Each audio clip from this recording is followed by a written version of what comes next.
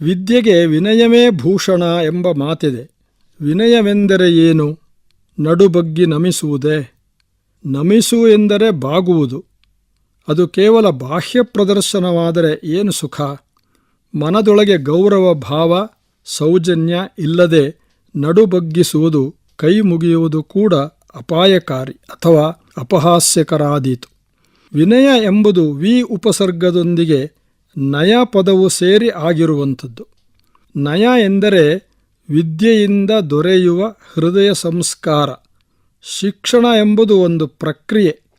ಹಿಟ್ಟಿಗೆ ನೀರು ಬೆರೆಸಿ ಮೃದು ಮಾಡಿ ಹದವಾಗಿ ಕಲಸಿ ನಾದಿ ಜೀವಪೋಷಕವಾದ ರೊಟ್ಟಿ ಮಾಡುವ ಕಸುಬಿನಂತೆ ಮಕ್ಕಳನ್ನು ಪ್ರೀತಿ ಸೌಜನ್ಯಗಳಿಂದ ತಿದ್ದಿ ತೀಡಿ ಸರ್ವಹಿತಕಾರಿಯಾದ ವಿದ್ಯೆಯನ್ನು ಕಲಿಸಿ ಅವರ ಮನವನ್ನು ವಿಶೇಷವಾಗಿ ವಿಶಿಷ್ಟವಾಗಿ ನಯಗೊಳಿಸುವುದು ವಿನಯ ಪದದ ಅಂತರಾರ್ಥ. ಶಿಕ್ಷಕರಲ್ಲಿ ಮಾತ್ರವಲ್ಲ, ಪೋಷಕರಲ್ಲೂ ಇರಬೇಕಾದ ಕಲೆ ಅದು. ಅದು ಅವರ ಕರ್ತವ್ಯ ಕೂಡ. ಕಾಳಿದಾಸನು ತನ್ನ ಸುಪ್ರಸಿದ್ಧ ಮಹಾಕಾವ್ಯವಾದ ರಘುವಂಶದಲ್ಲಿ ದಿಲೀಪನನ್ನು ವರ್ಣಿಸುತ್ತಾ ವಿನಯವನ್ನು ಶಿಕ್ಷಣಕ್ಕೆ ಪರ್ಯಾಯ ಪದವನ್ನಾಗಿ ಬಳಸಿದ್ದನ್ನು ಕಾಣುತ್ತೇವೆ.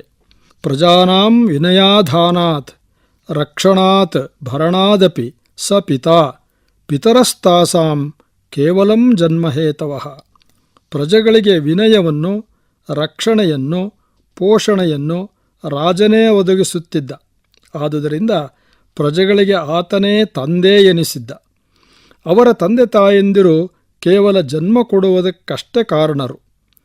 ಇಲ್ಲಿ ಸಮಷ್ಟಿ ಪ್ರಜೆಗಳ ನಾಯಕನ ಮತ್ತು ಪೋಷಕರ ಜವಾಬ್ದಾರಿಯನ್ನು ಕವಿ ಮಾರ್ಮಿಕವಾಗಿ ತಿಳಿಸಿದ್ದಾನೆ. ಶಿಕ್ಷಣ ಎನ್ನುವ ಬದಲು ವಿನಯ ಎಂದೇ ಬಳಸಿದ್ದಾನೆ. ದೇಶವನ್ನು ಮುನ್ನಡೆಸುವಲ್ಲಿ ಶಿಕ್ಷಣದ ಪಾತ್ರ ಮಿಕ್ಕೆಲ್ಲಕ್ಕಿಂತ ಮುಖ್ಯವಾದದ್ದು.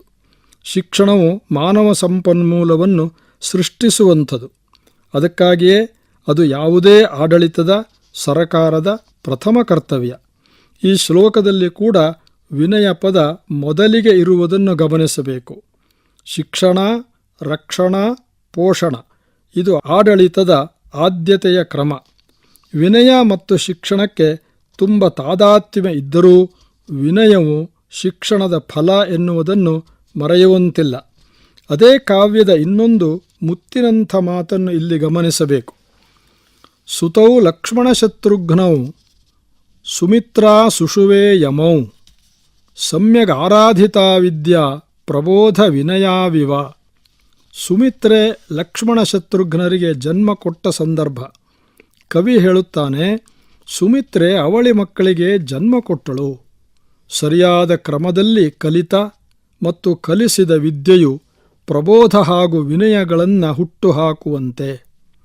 ಪ್ರಬೋಧ ಮತ್ತು ವಿನಯ ಅವಳಿ ವಿದ್ಯೆಯೆಂಬ ತಾಯಿಯ ಮಕ್ಕಳು, ವಿದ್ಯೆಯೆಂಬ ಅವಳಿ ಮಕ್ಕಳು. ಅಂದರೆ ವಿದ್ಯೆಯ ಫಲಗಳು. ಪ್ರಬೋಧ ಎಂದರೆ ವಿಷಯದ ಮಾಹಿತಿ, ಅದು ಕೇವಲ ಅರಿವನ್ನು ಹೆಚ್ಚಿಸುವಂಥದ್ದು. ವಿನಯವು ಉತ್ತಮ ಮಾನವೀಯ ನಡವಳಿಕೆಯ ಸಜ್ಜನಿಕೆ. ಎರಡನ್ನೂ ನೀಡುವಂಥದ್ದು ಉತ್ತಮ ಶಿಕ್ಷಣ ಅಥವಾ ವಿದ್ಯೆ.